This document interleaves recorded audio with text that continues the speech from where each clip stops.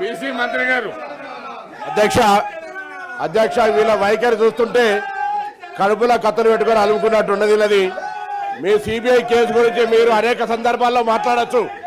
అవినీతి ఆరోపణలు ఎదుర్కొంటే విచారణకు కూడా సిద్ధంగా లేని మీ మానసిక విధానం చూస్తుంటే ఇవాళ చాలా జాలి కలుగుతా ఉంది. ఇవాళ 42% రిజర్వేషన్లకు బేసిక్ గా టీఆర్ఎస్ పార్టీ ఫ్యూడలిస్టిక్ పార్టీ వ్యతిరేకంగా ఉంది కాబట్టి ఇవాళ రిజర్వేషన్ల అంశం ఇక్కడ దానికి సంబంధించి పంచాయతీ రాజ్ మున్సిపల్ అడ్మినిస్ట్రేషన్ కోట ఎత్తేస్తుంటే ఇవాళ టీఆర్ఎస్ కావాల్సుకొని సిబిఐ పేరు మీద కార్యక్రమం చేస్తా ఉంది. ఏందయ్యా ఆరోపణలు ఎదుర్కొంటే విచారణకి ప్రజాస్వామ్యంలో విచారణకు ఎదుర్కొని నిర్దోషిగా నిలబడాలి. విచారణకు వచ్చినోడే ఈ విధంగా ధర్నాలు చేస్తే విచారణ ఎదుర్కోవాల్సినటువంటి వాళ్ళు ఈ విధంగా ప్రొటెస్ట్ చేస్తే ఇవాళ తెలంగాణ మొత్తం సమాజం గమనిస్తా ఉంది.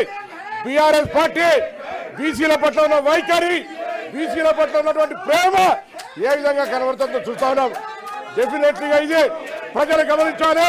తెలంగాణ ప్రజలంతా గమనిస్తారు. బీఆర్ఎస్ వైఖరి ఏ విధంగా అయితే బీసీలకు సంబంధించి రిజర్వేషన్లు అడ్డుకోవడానికి చేస్తా ఉన్నారు. బీసీలకు సంబంధించి ఈరోజు జరుగుతున్నటువంటి పరిణామాల్లో తెలంగాణ ప్రభుత్వం ముఖ్యమంత్రి గారి నాయకత్వంలో అన్ని రకాల అంశాలు తీసుకొని పోతుంటే ఎందుకు జరుగుతోందని అడుగుతాను. ఏమైంది కనీసం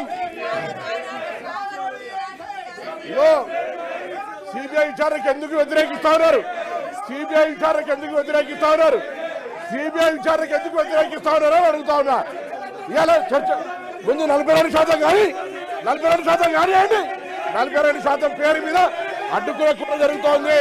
కేసీఆర్ కుటుంబానికి సర్వేలో కూడా పాల్గొనలే. వీళ్ళు ఇష్టం లేదు, కడుపులో కత్తులు పెట్టుకొని అలుముకొని చంపుతా ఉన్నారు బీసీలను.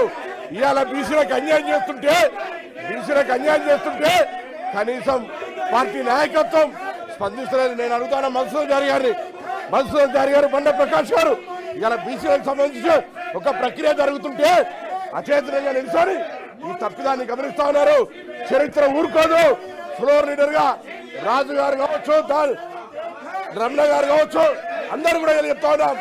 42% రిజర్వేషన్ సంబంధించి టీఆర్ఎస్ పార్టీ కుట్రపూరితంగా తెలంగాణ ప్రజలు గమనించాలి. తెలంగాణ ప్రజలందరికీ విజ్ఞప్తి చేస్తా ఉన్నాం. టీఆర్ఎస్ పార్టీ వైఖరి చూడండి. 42% రిజర్వేషన్ ఏ విధంగా వ్యతిరేకిస్తుందో మధుసూదన్ చారి గారు స్పందించకపోతే వారు కూడా ఇందుకు సంబంధించి డెఫినెట్లీగా వారికి సపోర్ట్ ఉన్నట్టుగా భావిస్తా ఉన్నామని చెప్తా ఉన్నాం. ఇలా బీసీల గురించి మాట్లాడతారు. బీసీలకు సంబంధించిన ప్రక్రియ జరిగితే అడ్డుకుంటారు, అడ్డుకున్నప్పుడు సపోర్ట్ చేయరు.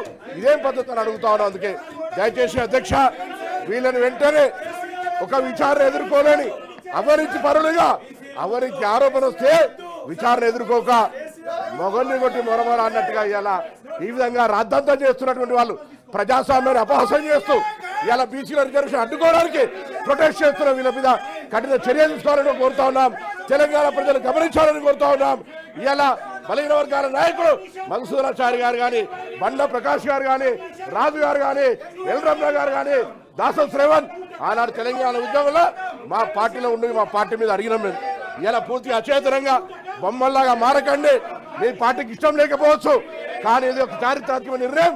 దానికి సపోర్ట్గా ఉండాలని నేను మరొక్కసారి కోరుతూ, ఆరోపణలు ఎదుర్కొనే చేతగాక ఆరోపణలు ఎదుర్కొనేటువంటి పేరు మీద బీసీల రిజర్వేషన్ అడ్డుకునేటువంటి కుట్ర ఇది దౌర్భాగ్యమైనటువంటి పరిస్థితి అనే మాట సందర్భంగా మనం చేస్తాను. అధ్యక్ష ఏవిఎన్ రెడ్డి గారు.